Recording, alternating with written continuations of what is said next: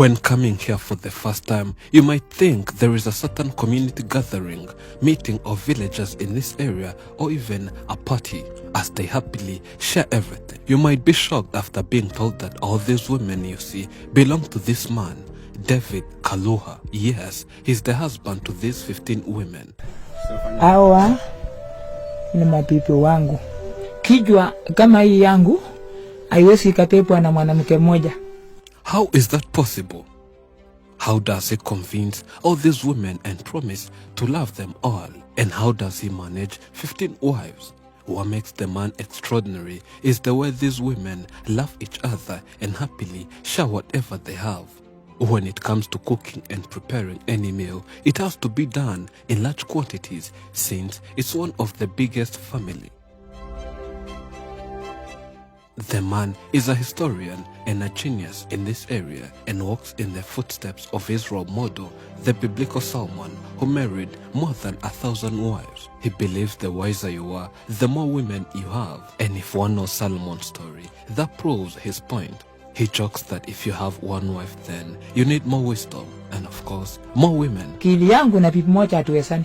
How does he get all these women, and why do they keep coming to him, yet he's not even that rich? He says he intends to bring in more wives and he'll keep producing more children.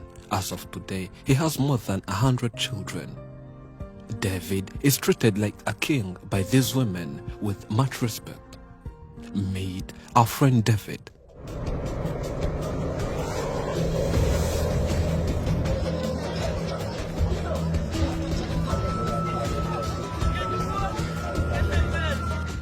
Today, we are in Western Kenya, in this busy neighborhood.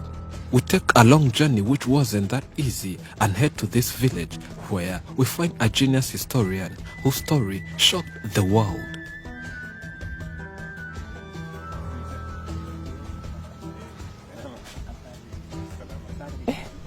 Naitwa kwa majina Bwana David Sakayo Kaluhana. 61-year-old David Sakayo Kaluhana is a father to 107 children who are produced by 15 different women. His story of having many wives dates back centuries ago, as in his tribe it's very rare that a genius has to come from them, and whenever it happens, it takes at least 300 years. And that's where David comes in, as he was born a genius after 3 centuries. Kijwa kama hii yangu haiwezi ikapepwa na mwanamke mmoja. Tu inakaba sehemu kubwa yenye hata pepa. Hiyo ndio imefanya nikaoa mabibi wengi, sababu ya akili yangu na bibi moja hatuwezani.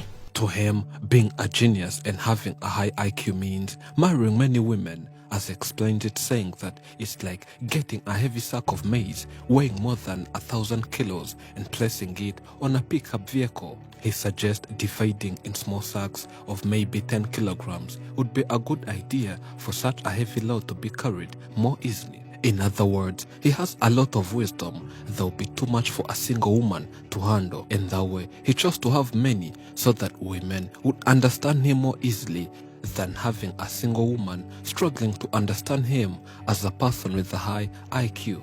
Whether this is true or not remains questionable.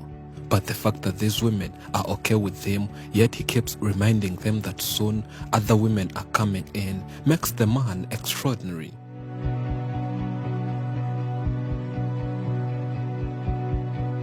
One might ask themselves how such a big family live, how they eat, how they cook, and more. Luckily enough, we fought when they were preparing breakfast.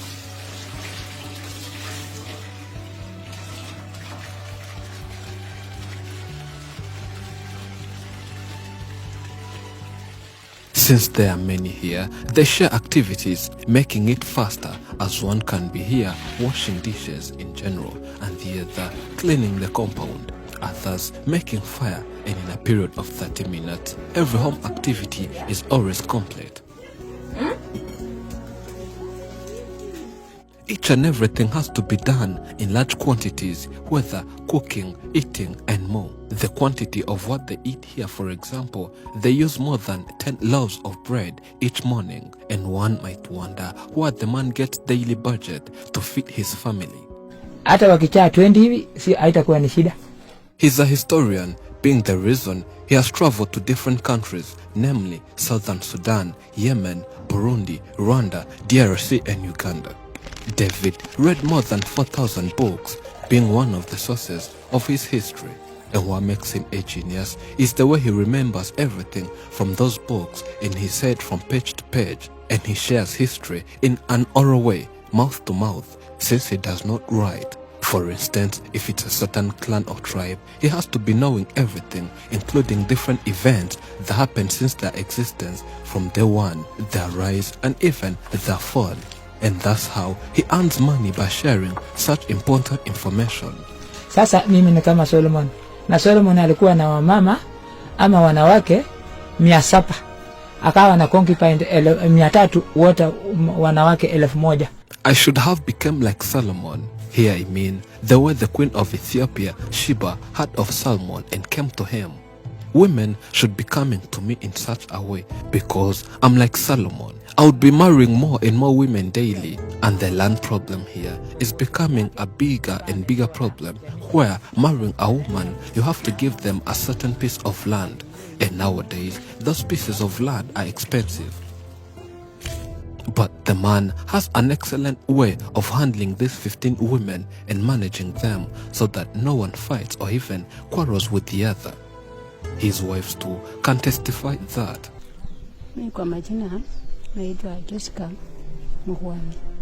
This is Jessica, one of the wives of David. They got married in 1998 and have produced 13 children together. 11 of them are still alive and 2 died. They live peaceful despite the fact that the husband has other 14 women.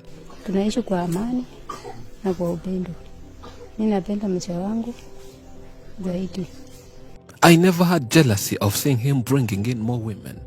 He's a responsible man, and whatever he does, he's always right, as he takes enough time thinking before he acts. Mchina ni Doreen Kalukana. Sina wifu yote wala tunaishi poa. This is Doreen, one of David's wives, whom they have 7 children. She says she has no problem with any other wife, and she's proud of her husband. Majina naitwa Rose Daudi Kalukana. Tunaishi vizuri. Tunapendana, hatuna wivu. This is Rose David Kalukana, the 7th wife, who produced 15 children with David and lives with fellow women whom they peacefully share the husband. When asked whether she has ever felt jealousy, she replies that Hiyo tulikuwa tunasikia kama bado zamani, lakini saa hii tumezoea. Before, one could think of becoming jealous, but that feeling and thoughts are gone. We no longer think about such. All these women live in harmony with each other, and no one has ever felt jealousy since the man treats them equally. They're okay with bringing in other women as long as they are happy, feel loved and protected.